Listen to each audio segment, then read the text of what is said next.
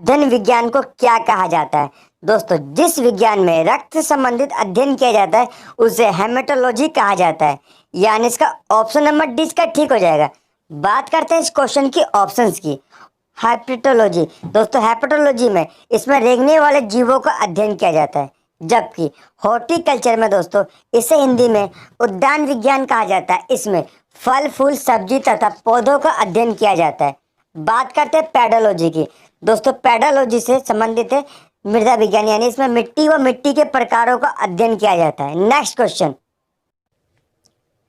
प्रश्न नंबर 2, गैसों का दाब ज्ञात करने के लिए किस वैज्ञानिक यंत्र का प्रयोग किया जाता है? तो दोस्तों गैसों का दाब ज्ञात करने के लिए मोनोमीटर का प्रयोग किया जाता है। यानी इसका ऑप्शन नंबर इसका ठीक हो जाएगा। बात करते हैं पायरोमीटर के बारे में। यह उच्च तापों को मापने वाला यंत्र होता है। जैसे सन की रेडिएशन यानी सूर्य का तापमान मापने में पायरोमीटर का प्रयोग किया जाता है। जबकि फेदोमीटर का प्रयोग समुद्र की गहराई मापने में किया जाता है। बात करते हैं माइक्रोमीटर के बारे में। यह सूक्ष्म दूरी को मापने वाला यंत्र होता है। यानी शॉर्टेस्ट डिस्टेंस को मापने में माइक्रोमीटर का प्रयोग किया जाता है। नेक्स्ट क्वेश्चन, प्रश्न नंबर 3, हाइड्रोजन की खोज किस वैज्ञानिक द्वारा की गई थी? तो दोस्तों हाइड्रोजन की खोज कैवेंडिश द्वारा की गई थी। यानी इसका ऑप्शन नंबर 20 का ठीक हो जाएगा। दोस्तों कैवेंडिश ने हाइड्रोजन की खोज की थी। बात करते हैं इस क्वेश्चन की ऑप्शंस की। अल्फ्रेड नोबल ने डायनामाइट की खोज की थी। जबकि ऑटो हॉर्न ने परमाणु बम की यानी एटम बम की खोज ऑटो हॉर्न ने की थी। जबकि एडिसन ने विद्युत बल्ब का आविष्कार किया था। नेक्स्ट क्वेश्चन, प्रश्न number 4, central glass and ceramic research institute कहाँ स्थित है? इसका सही जवाब हो जाएगा कोलकाता। कोलकाता में central glass and ceramic research institute स्थित है। दोस्तों यह क्वेश्चन उत्तर प्रदेश शिक्षक भर्ती परीक्षा यानी सुपर टेट 2018 में पूछा गया क्वेश्चन है। दोस्तों अगर ये क्वेश्चन गहराई से बनता है तो इसका जवाब हो जाएगा कोलकाता में एक जगह है, उसका नाम है जादव नगर। जादव नगर में central glass and ceramic research institute स्थित है। दोस्तों इस क्वेश्चन से और भी इंपॉर्टेंट फैक्ट बन सकते हैं, जैसे पश्चिम बंगाल की राजधानी कोलकाता है। दोस्तों पश्चिम बंगाल में और भी इंस्टीट्यूट स्थित है, जैसे central institute and technological museum Calcutta में स्थित है। जबकि बोस रिसर्च इंस्टीट्यूट ये भी कलकत्ता में स्थित है। Central jute technology research centre यह पश्चिम बंगाल के बैरकपुर में स्थित है। Central inland fisheries research station यह पश्चिम बंगाल के बैरकपुर में स्थित है। दोस्तों इस क्वेश्चन से इतने इंपॉर्टेंट फैक्ट बन सकते हैं। नेक्स्ट क्वेश्चन, प्रश्न नंबर 5, निम्नलिखित में से किस कोशिकांग को एटम बम कहा जाता है? तो दोस्तों निम्नलिखित में से लाइसोसोम को जो एटम बम कहा जाता है। यानी इसका ऑप्शन नंबर सी इसका ठीक हो जाएगा। नेक्स्ट क्वेश्चन, प्रश्न नंबर 6, निम्नलिखित में से यांत्रिक ऊर्जा को विद्युत ऊर्जा में रूपांतरण किसके द्वारा किया जाता है? तो दोस्तों डायनेमो के द्वारा मैकेनिकल एनर्जी को इलेक्ट्रिकल एनर्जी में परिवर्तित किया जाता है। यानी इसका ऑप्शन नंबर इसका ठीक हो जाएगा। बात करते हैं माइक्रोफोन के बारे में। दोस्तों माइक्रोफोन ध्वनि ऊर्जा को विद्युत ऊर्जा में रूपांतरित करता है। जबकि सोलर सेल या सौर ऊर्जा को विद्युत ऊर्जा में बदलता है। बात करते हैं मोमबत्ती के बारे में। दोस्तों मोमबत्ती यह रासायनिक ऊर्जा को प्रकाश तथा उष्मा ऊर्जा में रूपांतरित करती है। नेक्स्ट क्वेश्चन, दोस्तों प्रश्न नंबर 7 से पहले बता दूं आपको, अगर आपको वीडियो हेल्पफुल लगती है, वीडियो आपको पसंद आती है तो वीडियो को लाइक शेयर और चैनल को जरूर सब्सक्राइब करिए। प्रश्न नंबर 7 है, उत्तक शब्द का सर्वप्रथम प्रयोग किसने किया था? तो दोस्तों उत्तक शब्द का सर्वप्रथम प्रयोग विचंट ने किया था। यानी इसका ऑप्शन नंबर 20 का ठीक हो जाएगा। दोस्तों उत्तक यानी टिश्यू शब्द का सर्वप्रथम प्रयोग विचंट महोदय ने किया था। मनुष्य का शरीर 10 की घात 14 कोशिकाओं का बना होता है। कोशिकाओं के अध्ययन की शाखा हिस्टोलॉजी कहा जाता है। यानी हिस्टोलॉजी में उत्तकों का अध्ययन किया जाता है। दोस्तों हिस्टोलॉजी की स्थापना मोर्सेलो मेलपिदी ने की थी। किसने की थी? मोर्सेलो मेलपिदी ने हिस्टोलॉजी की स्थापना की थी। बात करते हैं हिस्टोलॉजी शब्द की उत्पत्ति किसने की थी? तो दोस्तों हिस्टोलॉजी शब्द का जो नाम था मेयर ने दिया था। नेक्स्ट क्वेश्चन, प्रश्न नंबर 8, प्लाज्मा झिल्ली बनी होती है। दोस्तों प्लाज्मा झिल्ली प्रोटीन तथा लिपिड यानी ऑप्शन नंबर डी इसका ठीक हो जाएगा। दोस्तों प्लाज्मा झिल्ली जो होती है वह प्रोटीन तथा लिपिड के योग से बनी होती है। यानी इसका ऑप्शन नंबर डी इसका ठीक हो जाएगा। नेक्स्ट क्वेश्चन, प्रश्न नंबर 9, अस्थि की मैट्रिक्स किस प्रोटीन का बना होता है? दोस्तों अस्थि की जो मैट्रिक्स होती है वह ओसिन प्रोटीन से बनी होती है, यानी इसका ऑप्शन नंबर इसका ठीक हो जाएगा। दोस्तों अस्थि की मैट्रिक्स ओसिन प्रोटीन की बनी होती है, जबकि उपास्थि यानी कार्टिलेज का जो मैट्रिक्स होती है वह अर्ध ठोस होती है या कांड्रिन नामक प्रोटीन का बना होता है। दोस्तों उपास्थि मैट्रिक्स में अनेक छोटी छोटी थैलियां पाई जाती हैं जिसे रिक्तियां अथवा गतिकाएं कहते हैं। नेक्स्ट क्वेश्चन, प्रश्न नंबर 10, मछलियों में कितने प्रतिशत प्रोटीन पाया जाता है? दोस्तों मछलियों में 16% प्रोटीन पाया जाता है, यानी इसका ऑप्शन नंबर सी इसका ठीक हो जाएगा। दोस्तों मछलियों में 16% तक प्रोटीन पाया जाता है। मछली का जो हृदय होता है वह 2 कक्षा यानी 2 चैम्बर में विभाजित होता है, जबकि मनुष्य का हृदय 4 कक्षाओं में विभाजित होता है। दोस्तों प्रोटीन शरीर की रचना और मरम्मत के लिए अति आवश्यक होते हैं। सबसे बड़ी मछली व्हेल शार्क होती है। दोस्तों जो मछली होती है वह श्वास अपने गिल्स के द्वारा लेती है। नेक्स्ट क्वेश्चन, प्रश्न नंबर 11, जीवों में कितने प्रकार के विटामिन पाए जाते हैं? तो दोस्तों जीवों में 20 प्रकार के विटामिन पाए जाते हैं, यानी इसका ऑप्शन नंबर डी इसका ठीक हो जाएगा। दोस्तों जीवों में अभी तक 20 प्रकार के विटामिनों का पता लगाया गया है। विटामिनों को वृद्धि तत्व कहा जाता है। 1881 में लूनिन ने विटामिन की खोज की थी। किसने की थी?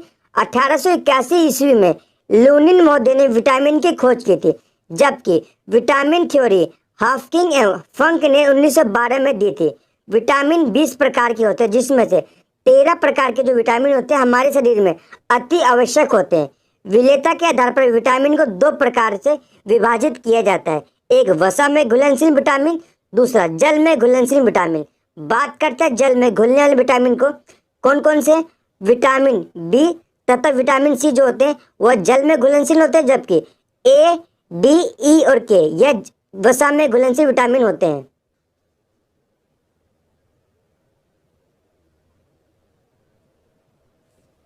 प्रश्न नंबर 13, पेलाग्रा नामक रोग किस विटामिन की कमी से होता है?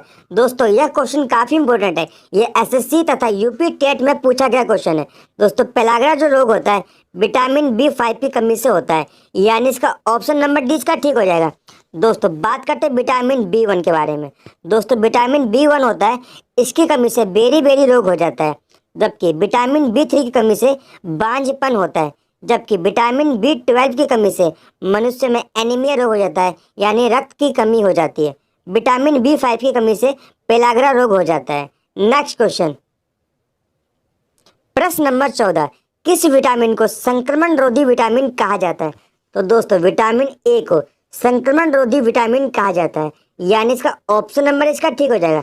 दोस्तों विटामिन ए जो होता है यह शरीर के लिए काफी लाभदायक होता है। नेक्स्ट क्वेश्चन, प्रश्न नंबर 15, भूपटल से भूगर्भ के आंतरिक भाग की ओर जाने पर तापमान में क्या होता है? दोस्तों भूपटल यानी अर्थ क्रस्ट से अर्थ के कोर की ओर जाने की तरफ जाने के साथ साथ तापमान में वृद्धि होती जाती है, यानी तापमान बढ़ते जाता है। ऑप्शन नंबर 20 का ठीक हो जाएगा।